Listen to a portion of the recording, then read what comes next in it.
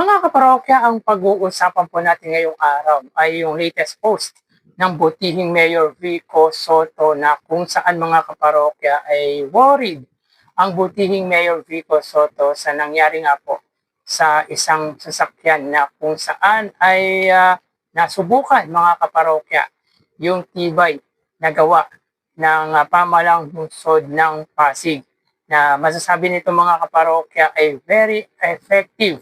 Nga lang mga kaparokya ay nandun pa rin po ang concern ng butihing Mayor Vico Soto sa aksidenteng nangyari. Yan po ang pag-uusapan natin ngayong araw mga kaparokya. Pero bago yan, ako nga po pala si Mervin, the man behind Kaparokya TV. At sa lahat po ng viewers ko at yung mga manonood pa po ng video na ito, makikiusap po ko sa inyo na pakisubscribe ang aking YouTube channel, paki-like and share nyo na rin nang sa gayon ay mas dumarami pa po ang makapanood ng mga in-upload po nating video araw-araw. Maraming salamat po at sobrang na-appreciate ko po kayo mga kaparokya. So yun nga po mga kaparokya, alam naman po natin na talagang issue ang mga gawa ng pamahalaan na kung saan kung hindi po substandard ay ghost project nga po ang ginagawa, lalo na po sa usaping flood control. Pero iba po pagdating sa pamalang lungsod po ng Pasig sapagkat buong pagmamalaki na ipinost ng butihing Mayor Vico Soto na very effective ang ginawa po nilang bollard na kung saan makikita po sa larawan na ito na bumangga po ang isang sasakyan sa bollard na gawa nga po ng pamalang lungsod. At sabi dito ng butihing Mayor Vico Soto ay effective at hindi talaga substandard ang pagkakagawa ng bollard na pananggalang mga kaparokya sa mga bangketa. Pero mga kaparokya, disclaimer lamang po, hindi po ito kinatutuwa ng butihing Mayor Vico Soto ang gantong aksidente. Worried po siya sapagkat ayaw niya nga po magkaroon ng gantong pangyayari. Pero ang makita na malaki po talaga ang kagandahan ng bollard na ginawa po ng pamalang lungsod ay proud at buong pagmamalaki po nitong isinishare kung gaano ka-epektibo ang gawa nga po ng lungsod ng Pasig. So ayon sa post nga po ng butihing Mayor Vico Soto sa kanyang Facebook account, I hope no one was hurt, but at least we saw that our bollards are effective.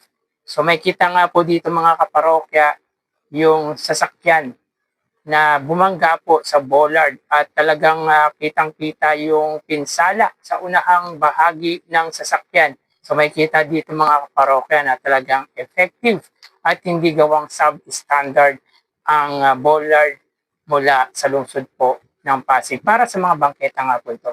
Aaminin ko na minsan kinakabahan ako. Medyo mali pa ang spelling ni Mayor Vico Soto. Pero given na yan, alam naman po natin ang ibig sabihin yan. Ulitin po natin na aminin ko na minsan kinakabahan ako na baka may gawa ang LGU na sub-standard. Bilang mayor, hindi naman ako engineer, kulang ang kakayahan ko at aasa ka lang din talaga sa tao mo.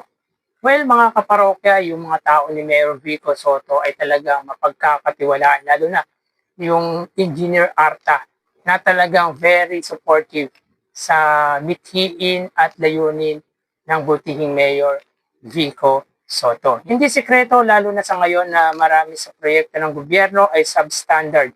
Kahit sa private nga, di ba? Minsan, shortcut ang gawa. Well, agree po tayo dito mga kaparokya. At ang mahirap pa sa gawa ng mga gobyerno or local man po yan or national ay sub-standard. At doon makikita mga kaparokya yung korupsyon. Minsan, doon po kumukuha ang mga matataas na opisyal para makapag-corrupt. Yun po ang totoo at yun po ang sa palagay po natin. Nakikita naman po natin yung diferensya ng pamumuno ni Mayor Vico Soto at yung pamumuno ng ibang LGU. Nakikita natin na mas efficient at mas effective ang butihing Mayor Vico Soto amongst local official dito sa ating bansa. Kakaiba po kasi talaga ang panunungkulang ini-apply ng butihing Mayor Vico Soto sa lungsod po ng Pasig. Meron din tayong inisyatiba para sa third party CS po infra monitoring, pero iba topic na yon.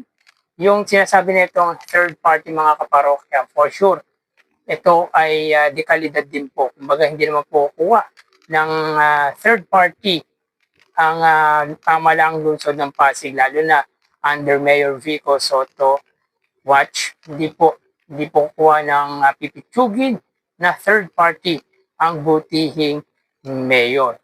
Sa atin, mula nung nasimula ang reforma sa procurement, bumaba ang winning bid at project cost.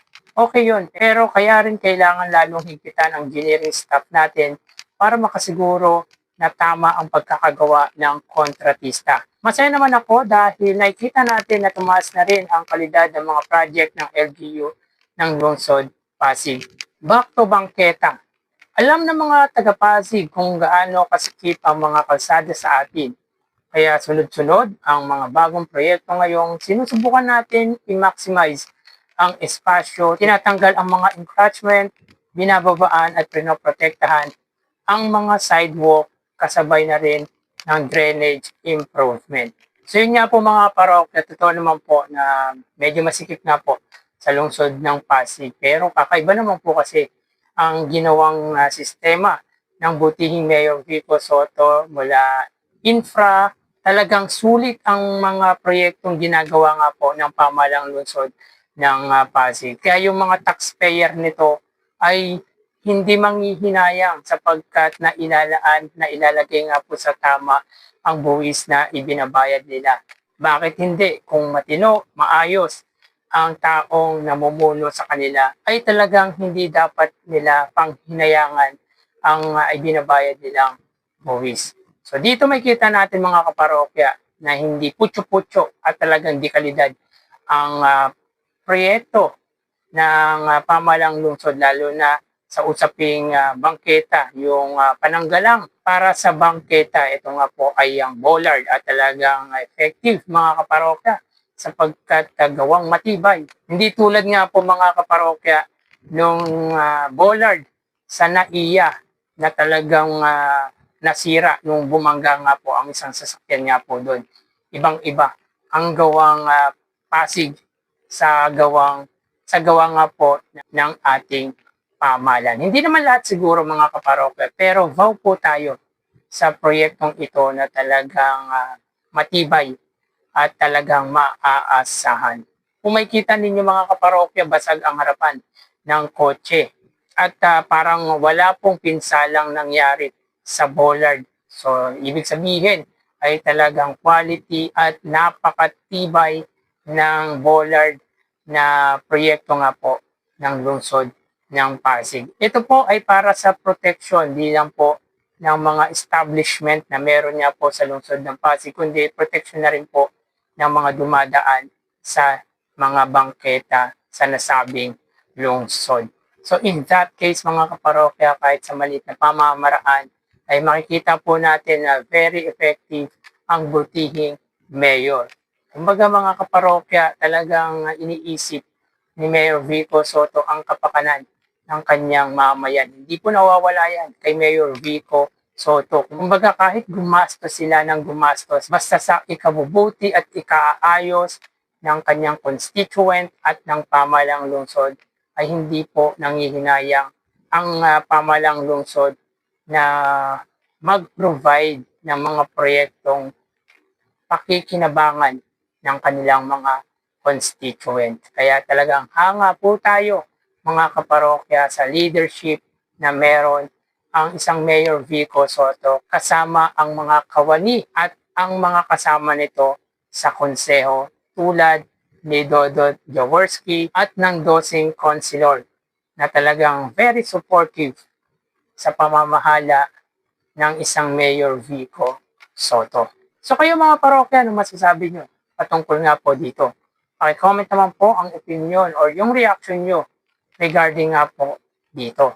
So hanggang dito na lang po tayo. Magsingat po tayo palagi. Thank you. and God bless.